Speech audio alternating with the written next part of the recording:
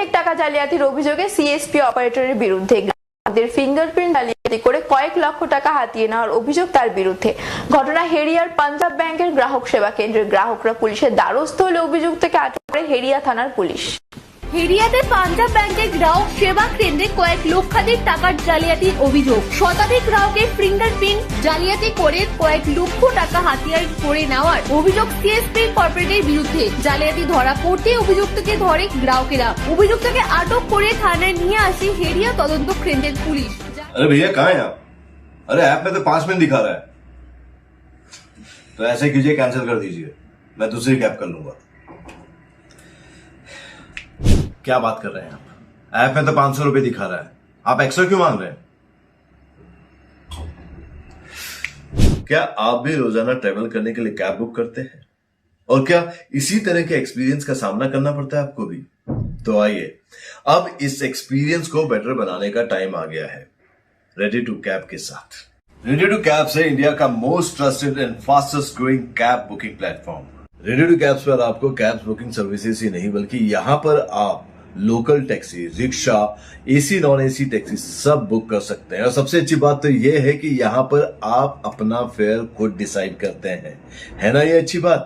अब लंबे इंतजार की जरूरत नहीं है, ना ही एक्स्ट्रा फेयर देने की जरूरत है, और अपने डेस्टिनेशन पर लेट पहुंचने की टेंशन भी खत्म।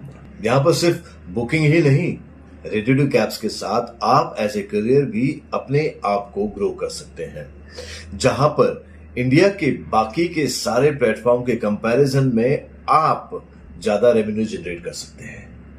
तो अब इंतजार कैसा, बनाओ अपने कैब बुकिंग एक्सपीरियंस को बेटर रेडी टू कैब्स के साथ। आप इस ऐप को डाउनलोड कर सकते हैं प्ले स्टोर से या फिर ऐप स्टोर से, या फिर स्क्रीन पर नीचे दिए गए नंबर पर कॉन्टैक्ट कीजिए। मिलते हैं।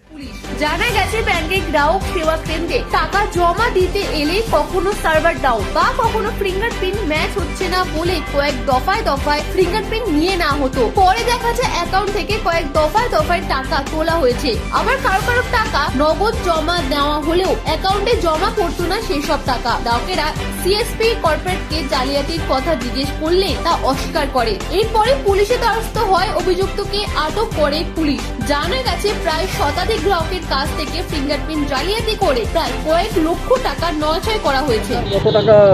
আমার 50,000 টাকা 24/12/2023 জমা দিয়েছিলাম। তা যখন জমা দিয়েছিলাম তখন বলল যে জমা দিয়ে যাও, আর কেআইসি জমা কালকে করে নেবো, কালকে জমা হয়ে যাবে। তা আজ পর্যন্ত জমা হয়নি। যখন টাকা আনতে আসি তখন বলে যে কেআইসি জমা হয়নি। এই নিয়ে গন্ডগোল, এ ভাইরা কি গন্ডগোল করছে তাদের সাথে আমি আসছি থানাকে আর কি। আমার বাবা এই ইন্দ্রজিৎ হুই যে চয়ন, ওর পাশে অ্যাকাউন্টে কেওয়াইসি আপডেট করার জন্য ওর দোকানে এসেছিলো। এবারে ওই সময় কেওয়াইসি আপডেটের জন্য এসে বাবার প্রয়োজন হয় 10,000 টাকা তুলবো অ্যাকাউন্ট থেকে। তো ওখানে বলার সময় ও হচ্ছে 10,000 টাকা অ্যাকাউন্ট থেকে বলছে ফিঙ্গারপ্রিন্ট দাও, তুলছি বলে সার্ভার ডাউন বলে একবার ফিঙ্গারপ্রিন্ট নয় 2-3বার এইভাবে ফিঙ্গারপ্রিন্ট নিয়েছে। এবারে বাবার অ্যাকাউন্টের যে বাবার অ্যাকাউন্ট, ওই অ্যাকাউন্টের মোবাইল লিঙ্কটা আমার ফোনের সঙ্গে করা আছে। এবার আমি এখানে কাজ করি না, আমি একটা কোম্পানিতে বাইরে থাকি। এবারে ওই সময় আমার মোবাইলে SMS যায় যে বাবার অ্যাকাউন্ট থেকে 10,000 ডেবিট হয়েছে এবং 25,000ও ডেবিট হয়েছে। এবারে সঙ্গে সঙ্গে আমি বাড়িতে ফোন করি যে তুমি কি এত টাকা তুলেছো? বা বলছে আমি কোনো টাকা তুলিনি, 10,000 টাকা তুলতে গেছিলাম এবং ওই সময় হচ্ছে সার্ভার ডাউন বলে আমাকে 10,000 টাকাও দেয়নি, আর বাড়ি পাঠিয়ে দিয়েছে, বলছে বিকেলে 4টের সময় আসবে। তো ওই সময় আমি বললাম ঠিক আছে তুমি ফোনটা নিয়ে তাহলে চয়নের পাশে যাও, আমি ওর সঙ্গে কথা বলছি। ও কেন টাকা তুললো, আমার মোবাইল SMS এসছে। ওখানে চয়নের কাছে গিয়ে একটু ধমকানি করতে চয়ন বলছে আমি 25,000-এর কোনো টাকা জানি না, আমি 10,000 টাকা তুলেছি, এই 10,000 টাকা নাও। তো ওই সময় ওকে 10,000 টাকাই খালি দিয়েছে, আর 25,000 টাকার কোনো কিছুই ও বলছে আমি কোনো জানি না, ও অস্বীকার করছে।